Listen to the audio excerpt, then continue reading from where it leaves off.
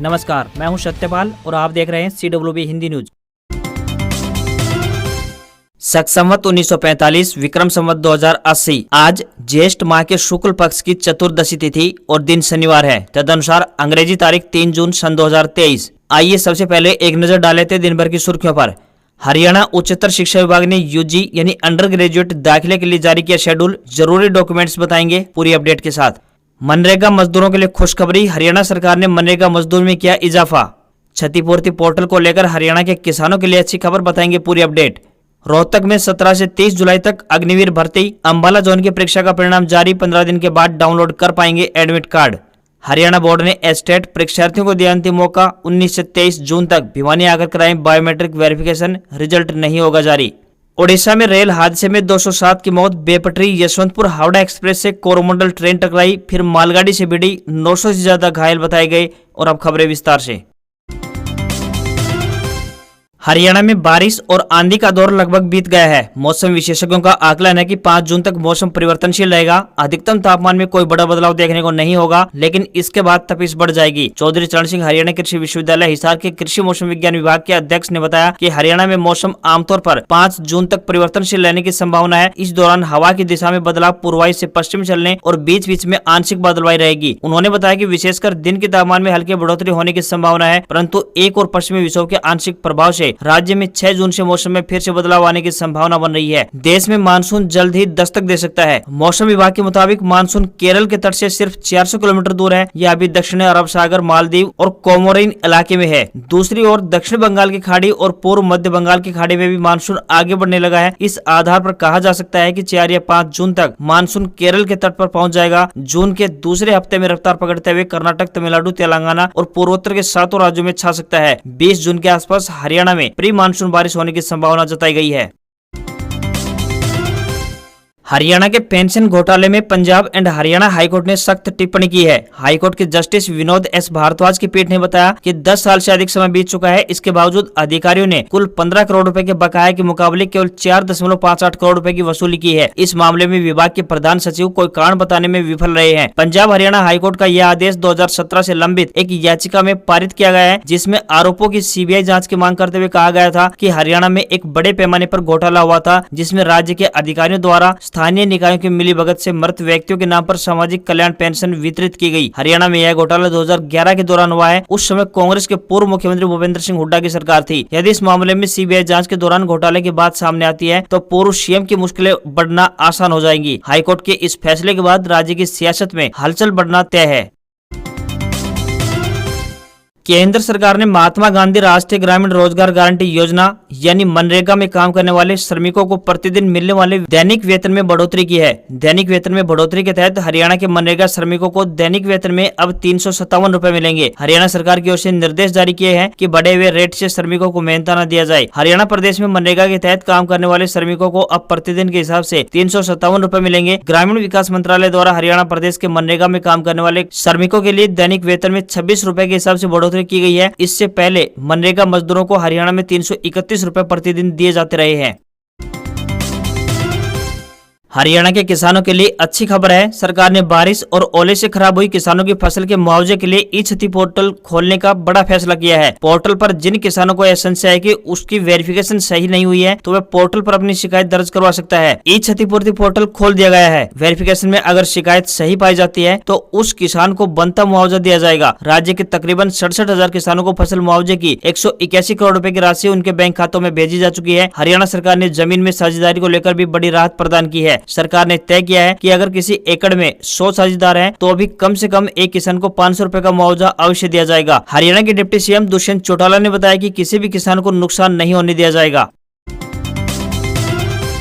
Wrestling federation of India यानी WFI के पूर्व अध्यक्ष ब्रजभूषण शरण सिंह के खिलाफ आंदोलन कर रहे पहलवानों के समर्थन में शुक्रवार को हरियाणा के कुरुक्षेत्र में खापों और किसान संगठनों की महापंचायत हुई। लगभग 5 घंटे चली इस महापंचायत में केंद्र सरकार को 9 जून तक का अल्टीमेटम दिया गया है। किसान नेता राकेश टिकैत ने महापंचायत में दिए गए फैसलों की जानकारी दी। टिकैत ने बताया कि अगर सरकार ने 9 जून तक ब्रजभूषण को गिरफ्तार न किया और पहलवानों पर दर्ज केस वापस नहीं किए तो खाप नेता खुद पहलवानों को दोबारा धरने पर बैठाने जंतर मंतर पहुंच जाएंगे। इससे पहले ब्रजभूषण भूषण ने 5 जून को अयोध्या में होने वाली अपनी महारैली रद्द कर दी है। सूत्रों की माने तो ब्रजभूषण शरण सिंह ने बीजेपी हाईकमान के कहने पर यह कदम उठाया है। हाईकमान ने उन्हें पहलवानों को लेकर किसी भी तरह की बयानबाजी से बचने की भी नसीहत दी है। इसी बीच ब्रजभूषण के खिलाफ दर्ज 2 अलग अलग एफआईआर में पहलवानों ने कई संगीन आरोप लगाए हैं। इन एफआईआर के अनुसार ब्रजभूषण ने कथित रूप से कई बार महिला पहलवानों से छेड़छाड़ की है, गलत तरीके से उन्हें छुआ, यहाँ तक कि सांस चेक करने के बहाने उनकी टी-शर्ट भी उतार दी। नाबालिग पहलवान का आरोप है कि ब्रजभूषण ने उससे फिजिकल रिलेशन की डिमांड की। उधर छत्तीसगढ़ में नक्सलियों ने महिला पहलवानों के समर्थन में बैनर लगा दिए। बैनर में मोदी सरकार की बेटी बचाओ बेटी पढ़ाओ नारे को ढोंग बताया गया।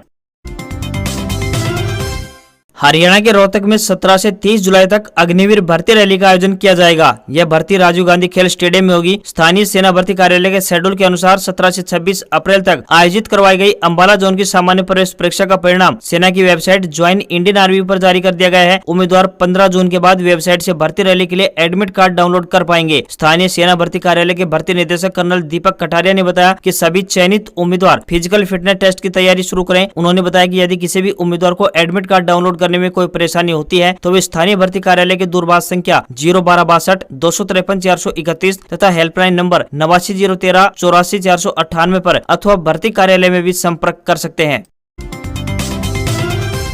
हरियाणा में ओल्ड पेंशन स्कीम यानी ओपीएस की मांग को लेकर कर्मचारियों ने कमर कसी हुई है। पुरानी पेंशन बहाली संघर्ष समिति के आह्वान पर महेंद्रगढ़ जिले के नांगल चौधरी से सैकड़ों की संख्या में कर्मचारियों ने साइकिल यात्रा आरंभ की। यात्रा रोजाना सुबह 6 बजे शुरू होगी और 12 घंटे यात्रा पूरी करने के बाद शाम 6 बजे निर्धारित जगह पर रात्रि ठहराव करेगी। कर्मचारी हरियाणा के सभी जिलों से होते हुए 23 जून को चंडीगढ़ कूच करेंगे। यहाँ राज्यपाल बंडारू दत्तात्रेय को ज्ञापन सौंप ओपीएस लागू करने की मांग करेंगे। कर्मचारी प्रत्येक जिले को कवर करते हुए लोगों को ओल्ड पेंशन स्कीम का लाभ और न्यू पेंशन स्कीम के नुकसान के बारे में जागरूक करेंगे। यही नहीं, प्रत्येक जिले में हर दिन शाम को सरकार के खिलाफ प्रदर्शन भी किया जाएगा। यात्रा की अगुवाई कर रहे ओपीएस मांग समिति के प्रदेश अध्यक्ष विजेंद्र धारीवाल और महासचिव ऋषि नैन ने बताया कि कर्मचारियों को मजबूरी में आंदोलन की राह पकड़नी पड़ रही है। धारीवाल ने बताया कि एनपीएस यानी न्यू पेंशन स्कीम बाजारी व्यवस्था है जिसका न तो कर्मचारियों को कोई फायदा है न ही सरकार को। भारतीय कुश्ती संघ के पूर्व अध्यक्ष ब्रजभूषण शरण सिंह और पहलवानों के विवाद में कुरुक्षेत्र में किसान और खाप संगठनों की महापंचायत हुई। मंच पर बोल रहे वक्ता को सर्व जातीय खाप पंचायत के प्रवक्ता सुबे सिंह सैमल रोकने गए तो लोगों ने उन्हें हाथ पकड़कर नीचे बैठा दिया। इस दौरान खाप और किसान प्रतिनिधियों में विवाद हो गया। खाप नेताओं का कहना है कि पहलवानों के अलावा किसानों के मुद्दे भी पेंडिंग है, उन पर भी बातचीत होनी चाहिए, जिसके बाद मामला हाथापाई तक जा पहुंचा। वहीं महापंचायत में किसान नेता राकेश टिकैत समेत 7 सदस्यीय कमेटी का गठन किया गया है। कमेटी पहलवानों के मामले में आगामी निर्णय लेगी। हरियाणा के पूर्व मंत्री और कांग्रेसी नेता संपत सिंह ने शुक्रवार को चौटाला परिवार पर टिप्पणी की। संपत सिंह ने बताया कि चौटाला नाम की जीव हर पार्टी में है। कांग्रेस को छोड़कर कोई भी दल इनसे अछूता नहीं है। 8 साल से सरकार चला रही बीजेपी तो इस नाम वालों से भरी पड़ी है। संपत सिंह ने कहा कि 7 जून को नलवा में जनसभा की जाएगी जिसमें दीपेंद्र हुड्डा और कांग्रेस प्रदेश अध्यक्ष उदय बंस शामिल होंगे। पहले यह जनसभा 3 जून को होनी थी, लेकिन राहुल गांधी के साथ दीपेंद्र के अमेरिका चले जाने के कारण अब नलवा में 7 जून को हाथ से हाथ जोड़ो अभियान के तहत यह कार्यक्रम किया जाएगा। संपत सिंह ने कहा कि हरियाणा में भूपेंद्र सिंह हुड्डा की सरकार आएगी और उनके हाथों में सबका भविष्य सुरक्षित है। उन्होंने कहा कि भूपेंद्र सिंह हुड्डा सरकार में कोई भी धरना नहीं चला। हुड्डा 10 साल तक सीएम रहे, उन्होंने सभी जातियों का सम्मान किया। आज पार्टी के प्रदेश अध्यक्ष दलित जाति से हैं, उन पर जातिवाद का भी कभी आरोप नहीं लगा है।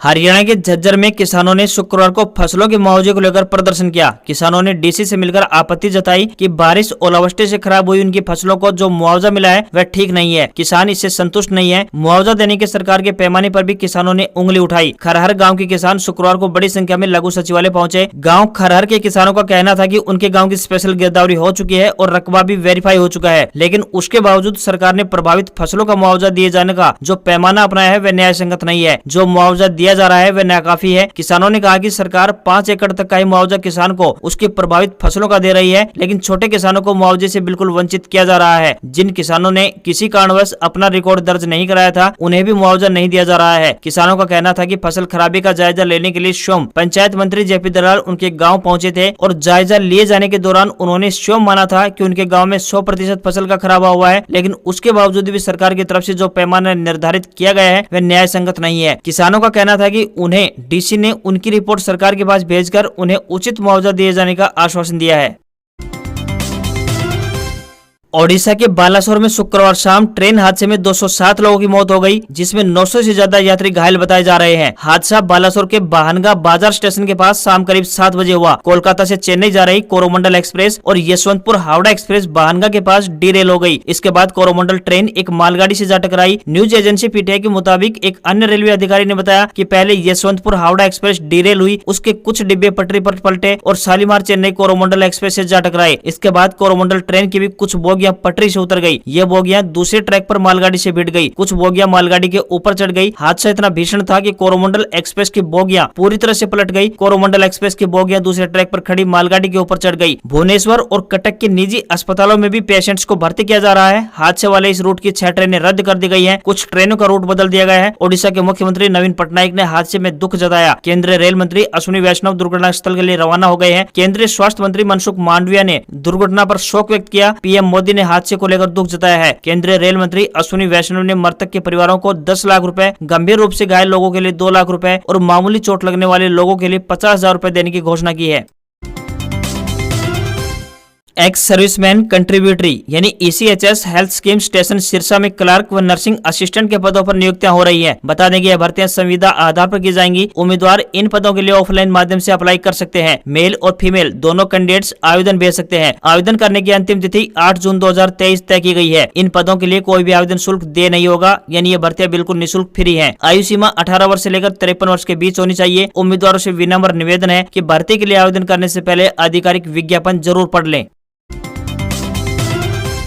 हरियाणा उच्च शिक्षा विभाग ने यूजी कक्षाओं में दाखिले के लिए शेड्यूल जारी कर दिया है। 5 जून से लेकर 19 जून तक विश्वविद्यालयों व महाविद्यालयों में प्रवेश के लिए विद्यार्थियों को पोर्टल पर ऑनलाइन पंजीकरण कराना होगा। उसके बाद जुलाई महीने में मेरिट लिस्ट जारी की जाएगी। बता दें कि हरियाणा स्कूल शिक्षा बोर्ड और केंद्रीय माध्यमिक शिक्षा बोर्ड ने 12वीं कक्षा के लिए परीक्षा परिणाम जारी कर दिए हैं। 12वीं पास कर चुके छात्र छात्राएं कॉलेज में प्रवेश लेने के लिए बेसब्री से इंतजार कर रहे थे, लेकिन हरियाणा उच्च शिक्षा विभाग ने यूजी कक्षाओं में दाखिले के लिए शेड्यूल जारी कर दिया है। फॉर्म भरते समय कुछ जरूरी दस्तावेज चाहिए होंगे, जैसे कि आधार कार्ड, 10वीं प्रमाण पत्र, 12वीं प्रमाण पत्र, डोमिसाइल यानी रेजिडेंस सर्टिफिकेट, जाति प्रमाण पत्र यानी SC ST व OBC कैटेगरी स्टूडेंट्स के लिए जिनका गैप ईयर है उनके लिए gap year certificate, latest passport size के फोटो व सिग्नेचर, इनकम सर्टिफिकेट जो कि 6 महीने से ज्यादा पुराना न हो, चरित्र प्रमाण पत्र, ईमेल ID व mobile number, migration certificate, bank passbook की फोटोकॉपी, EWS यानी इकोनॉमिकल वीकर सेक्शन की सर्टिफिकेट, NSS NCC या स्पोर्ट्स सर्टिफिकेट और फैमिली ID। हरियाणा से खाटू श्याम जाने वाले भक्तों के लिए एक अच्छी खबर है। महेंद्रगढ़ बस स्टैंड से खाटू श्याम धाम तक हरियाणा रोडवेज बस सेवा शुरू की गई है। खाटू श्याम मंदिर में श्रद्धालुओं की अगाध आस्था है। वहां दूर दूर से श्रद्धालु दर्शन के लिए पहुंचते हैं। महेंद्रगढ़ से बस सुविधा नहीं मिलने के कारण श्रद्धालुओं को दर्शन के लिए काफी दिक्कतों का सामना करना पड़ता था। महेंद्रगढ़ क्षेत्र की यह पुरानी मांग थी, क्योंकि पहले महेंद्रगढ़ से किसी भी तीर्थ स्थान के लिए बस सेवा नहीं थी। समाज सेवी रामनिवास पाटोदा का कहना है कि महेंद्रगढ़ से श्रद्धालु बड़ी संख्या में तीर्थ स्थलों के लिए जाते हैं। महेंद्रगढ़ से हरिद्वार, ऋषिकेश और सालासर धाम के लिए भी हरियाणा रोडवेज बस सेवा शुरू की जाए, ताकि श्रद्धालुओं को परेशानी न हो। बस सेवा के शुरू होने के बाद लोगों का काफी हद तक का सफर आसान हो जाएगा।